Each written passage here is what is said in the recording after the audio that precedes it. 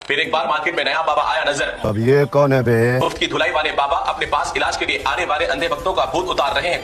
पीट पीट कर लगता है बाबा अपनी बीवी का गुस्सा उतार रहे हैं इलाज के नाम पर। एक मिनट, गेम शुरू करने से पहले दिन ब दिन नए नए नमूनों के बाबाओं की मार्केट में हो रही है आमद। 8 चुट्टेशाह बाबा आ गए मार्केट में। एक ही वक्त में चुट्टेशाह बाबा 8 गांजे के सिगरेट नोश करते हैं। बाबा की गंदी हालत देखने के बाद भी अंधे भक्त पड़े रहते हैं पाँव में। हमारे यहाँ ऐसा ही होता है। 21 दिसंबर 2014 को इसने आम आदमी पार्टी के लिए गाना बनाया 5 साल केजरीवाल। एल्विश किस एंगल से मैं तुझे सिंगर लगता हूँ?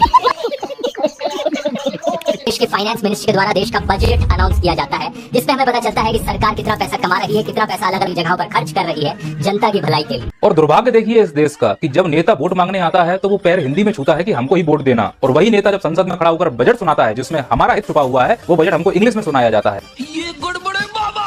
हिंदी केवल वो वहाँ बोलेगा जहाँ उसकी पार्टी से किसानों के लिए कल्याण योजना, गरीबों के लिए हमने इतना पैसा दिया, जिससे कि लगे कि हाँ हमारे लिए कोई काम किया जा रहा है।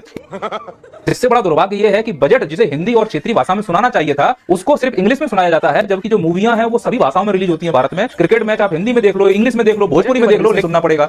बात तो सही है। तो भारत के अधिकांश लोग तो बजट इसलिए नहीं सुनते हैं क्योंकि वह इंग्लिश में होता है। अगर हिंदी में बोलने लगे, हिंदी में समझाने लगे तो लोग बजट समझने लगेंगे, सरकार से प्रश्न पूछने लगेंगे और लोगों को समझ में आ जाएगा कि बजट अच्छा है या बुरा। ये बड़ी अच्छी बात है। चीज आपको स्कूल से लेनी है, किताबें आपको स्कूल से लेनी है, यूनिफॉर्म आपको स्कूल से लेनी है, बेल्ट आपको स्कूल से लेनी है, शूज आपको स्कूल से लेने हैं। बस एक चीज आप बाहर से ले सकते हो, वो है एजुकेशन। एजुकेशन के लिए आप बाहर से ट्यूशन लगा सकते हो। यही हो रहा है। जो चीज टीचर पूरे दिन भर स्कूल में नहीं पढ़ा पा रहा, वो थोड़ी देर की ट्यूशन में सबको समझा दे। यही हो रहा है। गवर्नमेंट स्कूल में पढ़ना कोई नहीं चाहता, लेकिन पढ़ाना हर कोई चाहता है ताकि जॉब लगने के बाद पढ़ना ना पड़े। यही हो रहा है। पूरे साल जिस बच्चे ने एग्जाम के लिए मेहनत करी है, पैसे की वजह से उसको एग्जाम हॉल में नहीं घुसने दिया जाता। यही हो रहा है। जो हाल प्राइवेट कंपनीज ने बीएसएनएल का किया था, सेम वही चीज प्राइवेट स्कूल गवर्नमेंट स्कूल के साथ करना चाहते हैं। बीएसएनएल को प्रमोट करने की बजाय प्राइवेट कंपनियों को प्रमोट किया। जो बीएसएनएल चंद्रमा तक सिग्नल पहुंचा सकता है वो भारत के कोने कोने में सिग्नल नहीं पहुंचा सकता क्या? अब जो युवा बेरोजगार बैठा था उसे फ्री का इंटरनेट मिल गया तो उसने क्या ढूंढा? ऐसी भाषा वाली भाषा से मैच करती थी। जो इस जाल में नहीं फंसे उनको गेम के जाल में फंसाया गया, और फिर गेम का जाल इतना गहरा हुआ कि देखते ही देखते ये सट्टे में बदल गया। इसको ऑथेंटिक करने के लिए सेलिब्रिटियों का प्रयोग होने लगा। कुछ सेलिब्रिटियां तो इसमें फ्रॉड करती हुई पाई गई, पर फंसता कौन है? आम आदमी। तो इनको कोई समझाता क्यों नहीं? घर में समझाने के लिए दादा दादी हैं, पर इस एड में दादा ही पोते को गाली दे रहे हैं। मजा आ गया। ये है हमारे कल्चर की स्थिति। इस देश में एजुकेशन पे 18% जीएसटी ठोक के बैठे हैं। वित्त मंत्री कितना जीएसटी लगाएंगे? 18%। सेकंड हाईएस्ट टैक्स लगा है एजुकेशन। मोदी जी कहते हैं घर घर शिक्षा की ज्योति जलेगी। हाँ, मसाल जलेगा। सेकंड हाईएस्ट टैक्स किसी देश में एजुकेशन पे ठोक सकते हैं? आप कल्पना कर सकते हैं एजुकेशन पे टैक्स ठोकेंगे? इंग्लैंड जैसा अमीर देश एजुकेशन फ्री देता है। तू समझा? हाँ। नहीं तू समझा नहीं। खुजली है, मुंह खोलो, लगाओ। मैं पूछो कहाँ खुजली? खत्म, माइक पे बोलो। मैं क्या करूँ, फिर जॉब छोड़ दूं? नाली के कीड़े से भी ज्यादा निकृष्ट चमगादड़ होती है। क्यों? क्योंकि चमगादड़ मुंह से ही खाती है, मल और मूत्र भी मुंह से ही त्याग, मल मुंह से त्याग चमगादड़। रुको जरा, सबर करो। कोई नहीं बोलेगा चमगादड़ था। नाना चलो सब कमेंट में लिखो, जो हमने देखा वो काला कौवा था। अच्छा। बैंगन का सेवन किए हुए व्यक्ति की 27 दिनों के अंदर मृत्यु हो गई तो उसे नरक में जाना।